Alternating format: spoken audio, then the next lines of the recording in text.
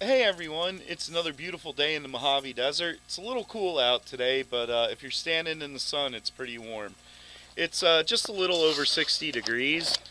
And in today's video, I wanted to hook up the trailer hitch wiring harness. Yesterday, I hooked up the trailer hitch itself, and that went pretty good. Had I bothered to read the instructions, it probably would have went a lot easier. But I'm really happy with it, and I really like the fact that this style has a U-bolt that goes over this rear tow hook, so I'm really happy with that. It seems to be really secure and stuff. But anyway, I'm going to attempt to hook this up today, the wiring harness, and this should be pretty easy. This is pretty cool. This is a lot easier than it used to be with cutting wires and splicing in the stuff. Now they just have this really cool connector that you plug in. It's got this little box, whatever that does, and it goes right out to your connector. So I just have to plug this into the factory connector, and the hard part is going to be accessing it. It's behind this panel on the driver's side, and I believe it's up in this part from what I've seen. So I'm going to have to take out some of the plastic. I'm going to have to take out this bottom splash guard or whatever it's called. Also this top piece, and then I can start working on some of these other pieces. This has to come out, and supposedly this is pretty easy to get out. So this has to come out, and there's a little door and a lever to open that up. I'll get to that in a minute. And then also back here there's this little hook thingy that if you spin it around, or at least halfway, you can access it inside, and you're supposed to pop that out. That's supposed to be another place that's holding this plastic back. But you're going to have to basically peel this stuff back after all that stuff's out, and hook this up, strap it in, and you're pretty much good to go. Run the wire. It's pretty self-explanatory.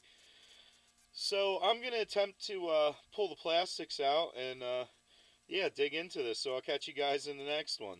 Alrighty, so the tools I have for this are a couple Phillips screwdriver, a flathead screwdriver, and I just bought this body tool kit. I don't know where mine is, so I just figured I'd buy it. It was a little pricey. It was 20 bucks, but I have absolutely everything, or it looks like I have everything. Yeah, it looks like I do need to take it out to get under here to get the plastic out. So I'm going to take the liner out. And let's take this out. And now we can access the bottom of this plastic. So we'll start at, or at least I'm going to start at the bottom. And that looks like a three-piece deal. But basically just tug up. That actually, I'm surprised, that actually came out really easy. This side, this little door needs to come off, and supposedly, look at that, I can do it just with my finger. Awesome. Pull that out, throw that in there, and there's two Phillips head screws, so I'm going to unscrew those, and I'm going to keep everything in the wheel well so I don't lose it, so I'll be right back. Alrighty, I got my Phillips screwdriver here, and this is pretty small. I think this is a number 1, and it fits it really well. So let's move on to this here. I'm not sure exactly how this comes out. I've seen a video on it, but I think from what I saw,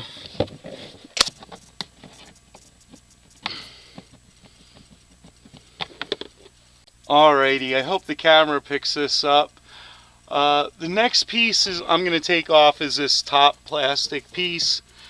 And pretty much like the bottom, you're supposed to just pry down on it, and it should pop out for you. It's always so sketchy when you're doing this stuff. I'm always nervous. But there we go. Not too bad. Those are all the pins. So that's out, and I guess I can start working my way down. I haven't gotten this little switch out yet.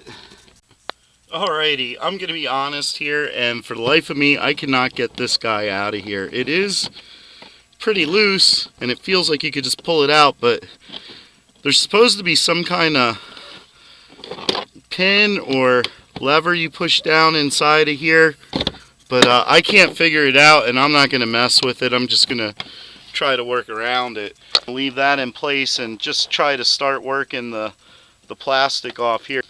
Back here, and I have these tools should help. Let's see, there we go.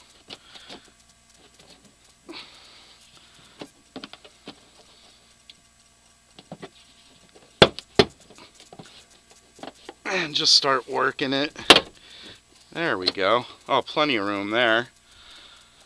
So the main part is I need to get behind here, and yeah, that'll definitely should allow me plenty of access. So let's see if I can keep.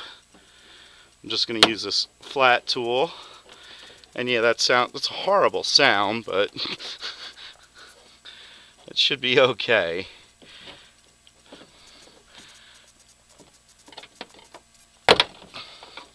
There we go. And back here, great, cool. So that's why you need that to come out, because you kind of need the room there.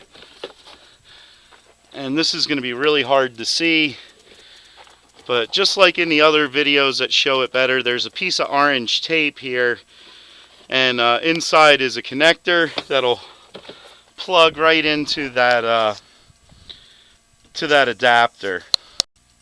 I'll probably just push that back into place.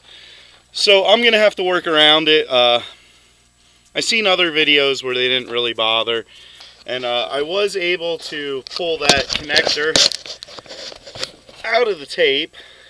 It's got like orange tape. I don't think you can see it right now, but anyway, the connector's available, and I'll have to put the camera down or put the head cam on. I don't know how well it's going to get it, but basically all I have to do is plug this connector into it, and I don't know why they do this, but they do not put the fuse inside for you.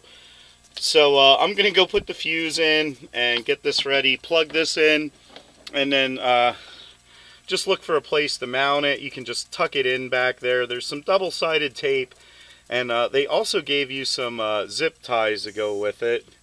And let me see how long that stretches. So I'll actually be able to put it down here if I want. There's plenty of cable for that. Alrighty, here's the little bag, and you can see there's a fuse in there. So I'm going to grab that and put this in. Yeah, I can't believe that they don't put the fuse in for you, you know. Imagine installing this and it doesn't work, and you take it all apart and only to find out there's no fuse in it. Yeah, the other thing is this fuse will be completely buried behind the plastics. Wow, it is a really tight fit.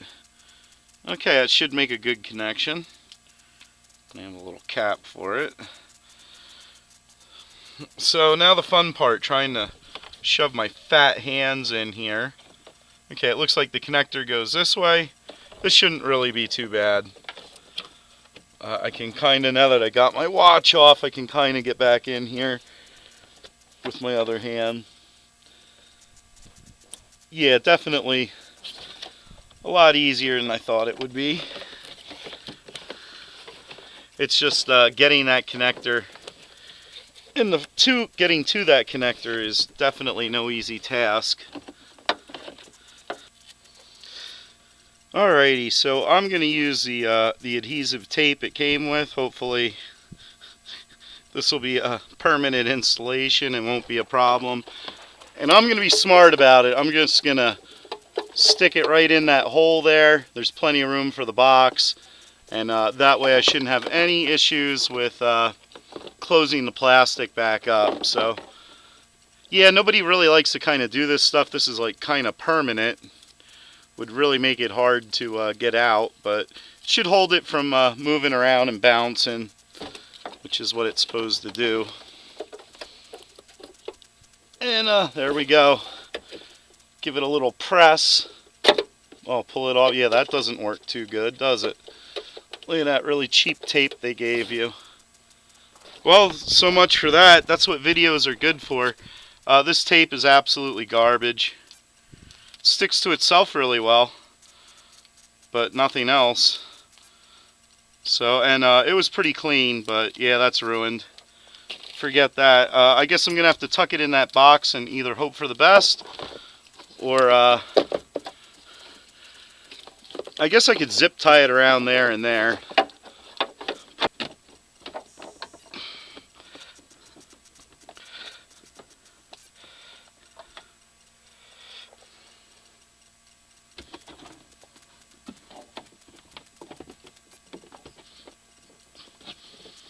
There we go, that's nice. You know what, I'm just going to leave it right like that. I'm not going to bother zip tying it or anything. I think the plastic will wedge against it and hold it in there just fine. If not, it's not too terribly hard to pop these plastics out. So try and line this stuff back up. Pop the pins back in. Get the weather stripping out.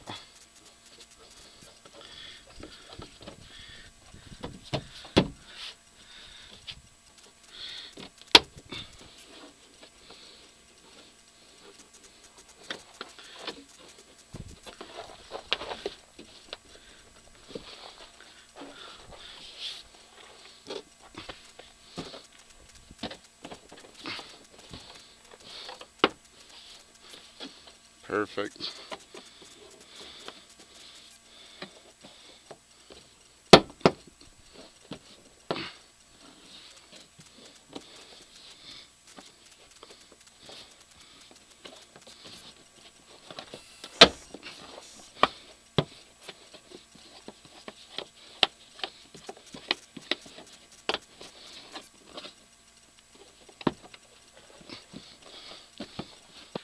So I'm just going to pop these plastics back on. They're going to go on the same way they came off.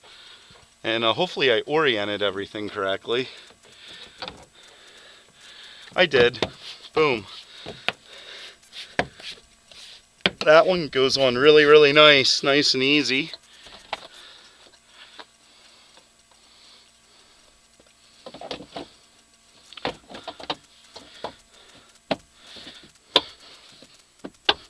Kind of like a Lego car. It's really cool. It's one of the few times this stuff works well. You know, I always struggle with body stuff myself. That's why I wasn't too shy about spending the money for the tools. Alrighty, so I found this is the best way for me to test out the trailer wiring harness. So I have this auxiliary I don't know, trailer lighting kit. It's for like towing a car. You can just put these magnetic bases right on the car. So I'm going to test everything out. So there's the brake lights. They work good. Left turn signal, right turn signal, brake with turn signal, brake with the other turn signal. And then, yeah, also the hazards we'll put in there. So that's cool, everything's working right. The reason why I hooked that up was I hooked it up to the trailer, and that wiring harness is a mess, and apparently it needs to be replaced or checked out or worked on. All the wire, the insulation is all cracked and stuff. So I hooked this up, and that worked out pretty good. So I'm pretty happy with that. Everything's hooked up, and I'll probably end up using these lights for that trailer, because I'm too lazy to try and fix that connector. But anyway, that's going to do it for today. Thanks for watching. Until next time, I'll catch you guys later.